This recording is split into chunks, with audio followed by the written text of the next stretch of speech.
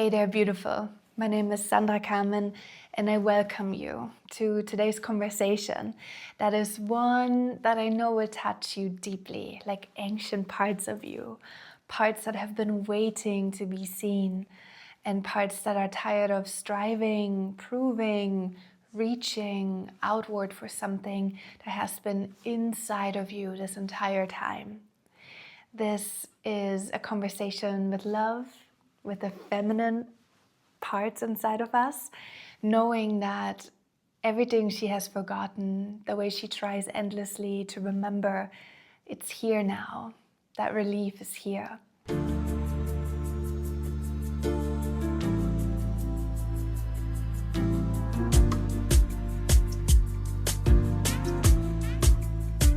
We use the feminine as our mirror. We dance freely with it. We think about how she looks, and we forget about the judgment that comes with that sometimes. We remember that she's enough, never too much, and that she lives in this constant state of love and beauty.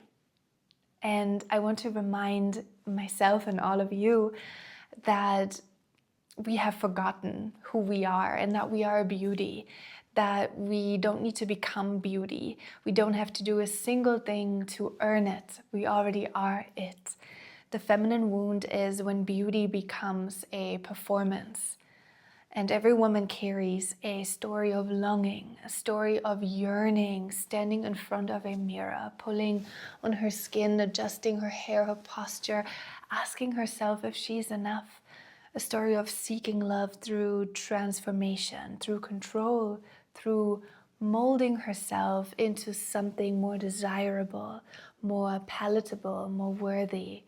And the world, this world that profits and benefits from our insecurities, feeds this hunger endlessly. If we're not thin enough, we must shrink. If we are not curvy enough, we must enhance the curves.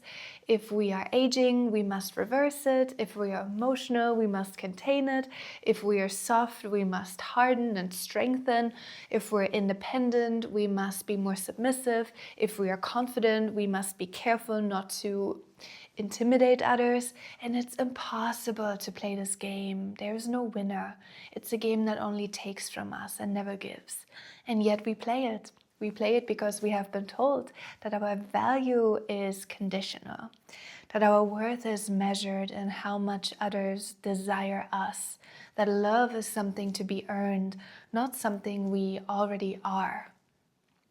David Deida, a teacher of mine, says that a woman should radiate the light of love without requiring the security of possession.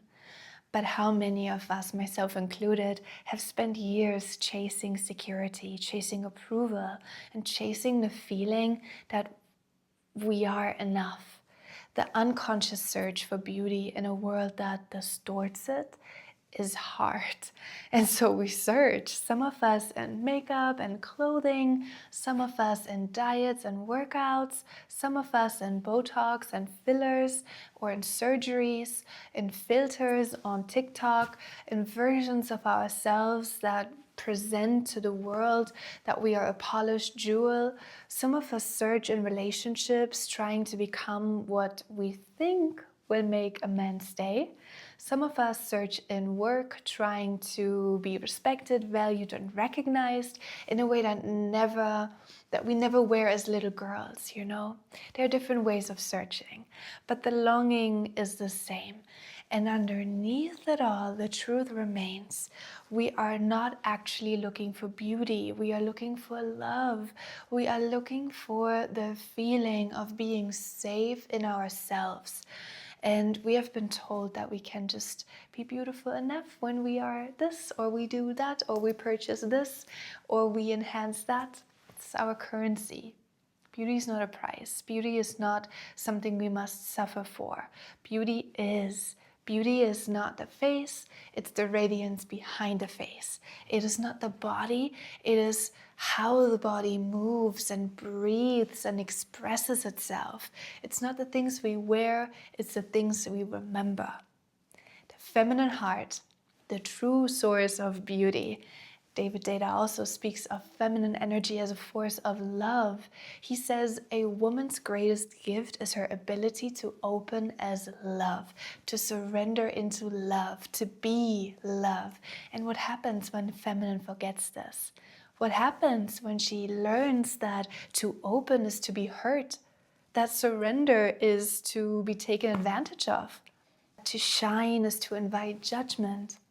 She closes, she hardens, she trades radiance for control. She trades softness for strategy. She learns to perform beauty instead of being beauty. And she wonders why, no matter how much she does, she still feels empty. I notice myself because I have lived this. I have sat in front of mirrors searching for the thing that would finally make me feel beautiful. I have changed my hair, my clothes, my diet, my demeanor, adjusted my voice to be softer, my words to be sweeter, my desires to be smaller.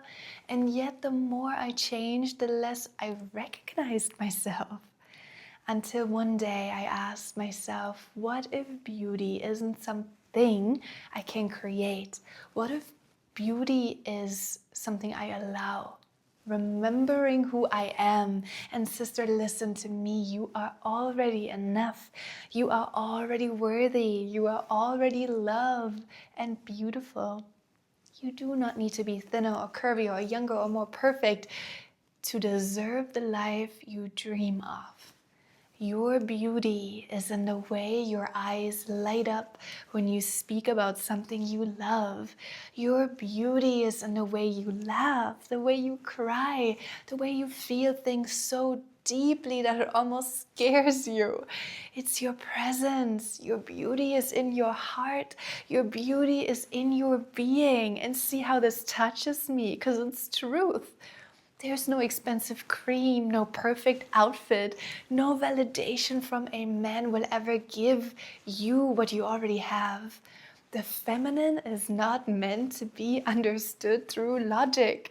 She is meant to be felt. She is not meant to be improved. She is a force to be surrendered to.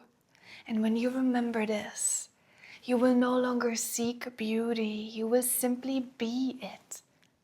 And this is an invitation to come back to yourself.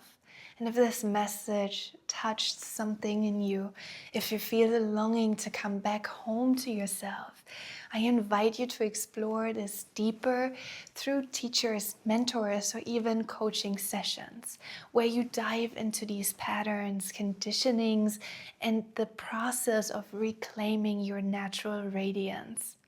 And if you want to align your life, your work, and your self-care with your feminine rhythms, check out my course, Cycle Aligned, because when you live in sync with yourself, everything else begins to flow effortlessly. I promise, I have been on this journey. And so let me know if any of that resonated with you. It's time to remember that as a collective field of women, that we are whole. We are loved, we are safe, we are here, and we are ready to shine.